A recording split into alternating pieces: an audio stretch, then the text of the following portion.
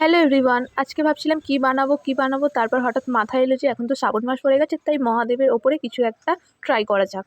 তারপরে যেমন ভাবা তেমন কাজ, মাটিটাকে ভালো করে মেখে নিয়ে প্লেটের ওপর দিয়েছি একটা প্লেটের শেপ আনার জন্য। ওর উপরেই মহাদেবের একটা ছবি এঁকে তারপরে ডেকোরেশন করব, তার জন্য এইগুলো নিয়ে বসে পড়েছি। বেসটাকে হোয়াইট কালার করে নিচ্ছিলাম। আমি ইনস্ট্যান্ট মাটিটা মেখে করছি বলে তাই জন্য আমার রং করতে একটু প্রবলেম হচ্ছিল। তোমরা যদি কেউ করো তাহলে আগে থেকে মাটিটা মেখে একটু শুকনো করে নিও। বেস কালারটা কমপ্লিট করে নিয়ে ওটা খানিকক্ষণ রেখে দিয়েছিলাম শুকনো হওয়ার জন্য। তারপর একটা কাঠি দিয়ে মহাকালের একটা ছবি ড্র করে নিচ্ছিলাম। প্রথমেই বললাম না মাটিটা নরম আছে, তাই জন্য ছবিটা আঁকতেও খুব প্রবলেম হচ্ছিল, কারণ মাটিটা একদমই নরম। তাই জন্য ভালো করে হচ্ছিল না, বারবার মুছছিলাম আর বারবার করছিলাম। আমার নিজেরই খুব প্রবলেম হচ্ছিল এটা করতে। তারপরে অনেক কষ্ট করেই করছিলাম, কিন্তু চোখ মুখটা আমি যতবারই করছি আমার ঠিক নিজেরই পছন্দ হচ্ছিল না, ওই জন্য মুছে দিয়েছিলাম। ঠিকঠাক মনের মতন হচ্ছিল না বলে খুবই রাগ ধরছিল, কিন্তু কি আর করা যাবে, তাও করছিলাম বসে বসে। তাও 7 থেকে 8 বার মুছার পরে এটা এরকম এসে দাঁড়িয়েছে।